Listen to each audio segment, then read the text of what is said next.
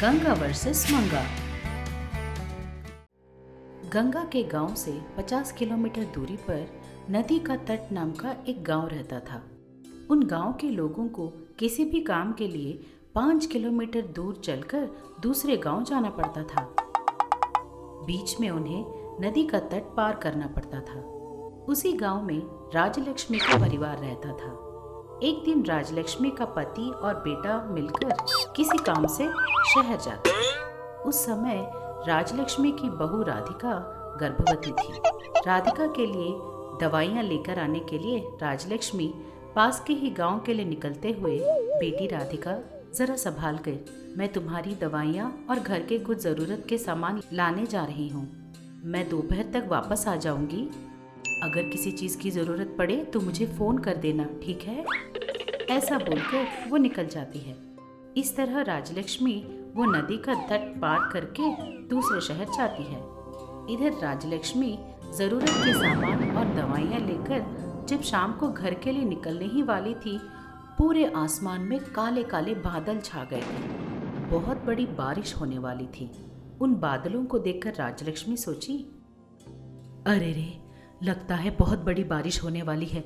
मुझे जल्द से जल्द घर पहुंचना होगा, वरना हो सकता है नदी का तट डूब जाए। अरे रे, इस तरह वो हड़बड़ी में निकलती है। जैसा कि उसने सोचा था, बारिश शुरू हो जाती है और वो बारिश धीरे धीरे बड़ी हो जाती है। जब तक कि वो नदी के तट तक पहुंचती है, वो जगह पूरा का पूरा पानी से भर चुका होता है। ये सब देखकर राजलक्ष्मी, अरे रे, अब मैं घर कैसे जाऊंगी? यहाँ तो अंधेरा भी होने वाला है। घर में मेरी बहू अकेली है, ऊपर से वो पेट से भी है। हे ईश्वर, तू ही रक्षा करना। इस तरह राजलक्ष्मी बहुत घबराने लगी। जब वो इस तरह घबरा रही थी, उसकी बहू राधिका ने उसको फ़ोन किया। हेलो सासू माँ, आप कहाँ पे हो? सासू माँ, पूरे गांव में पानी भर गया है सासू माँ। अब तो पानी घर में भी भर गया है सासू माँ। मुझे बहुत डर लग रहा है सासू माँ। पेट में बहुत दर्द हो रहा है। सासू माँ, आप जल्दी घर आ जाइए सासू माँ।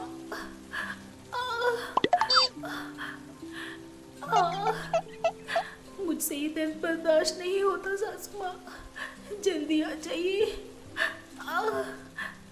इस तरह वो बातें कर रही थी कि फोन कट जाता है।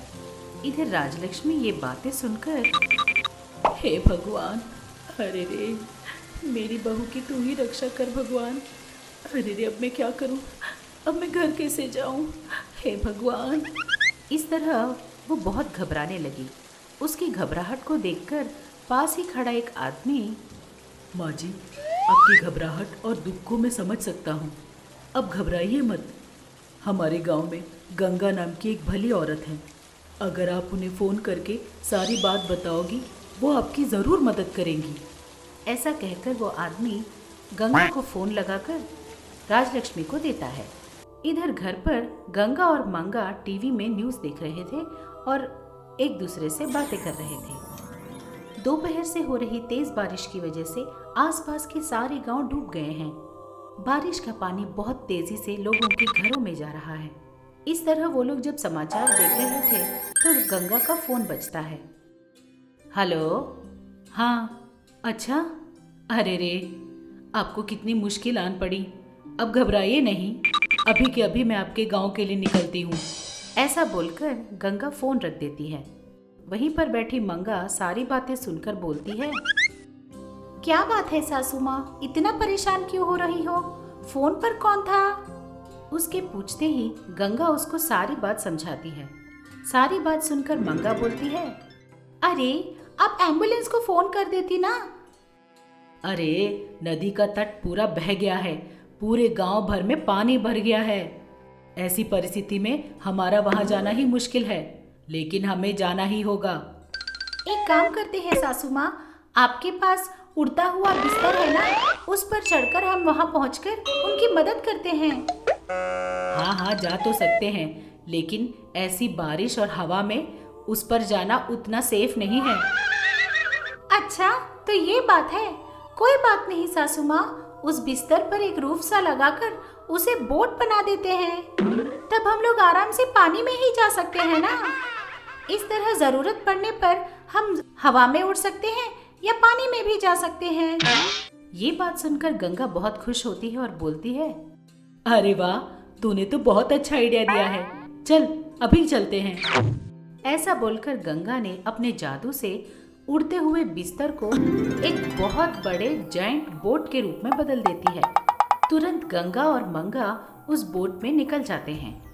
इस तरह वो बोट में जाकर उस लड़की के गांव पहुंचकर गंगा मंगा से बोलती है, अरे ओ मंगा, तू जाकर उस लड़की की सास को लेकर आ, मैं यहाँ राधिका को संभालती हूँ। ऐसा बोलकर गंगा घर के अंदर चली जाती है और मंगा अच्छा ठीक है सासू माँ बोलकर राजलक्ष्मी को ले जाने जाती है।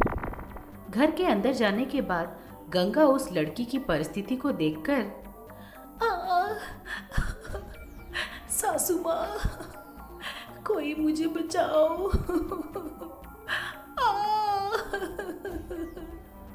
ये सब देखकर गंगा तुरंत उस लड़की के पास पहुंचती है और बोलती है, बेटी डरने की कोई बात नहीं है बेटी, मैं आ गई हूँ बेटी। तुम्हारी सास ने मुझे फोन करके सारी बात बताई है। मैं तुम्हारी मदद के लिए ही यहाँ आई हूँ। तुम ज्यादा घबराओ मत बेटी। ऐसा बोलकर उसने अपने जादू से उस घर के सारे पानी को गायब कर दिया और उस लड़की का डिलीवरी कर देती है। इस बीच मंगा राजलक्ष्मी को अपने बोट पर चढ़ाती है। आइए आइए। राजलक्ष्मी के साथ साथ उसने वहां 2 और लोगों को भी अपने बोट पर चढ़ा लिया था।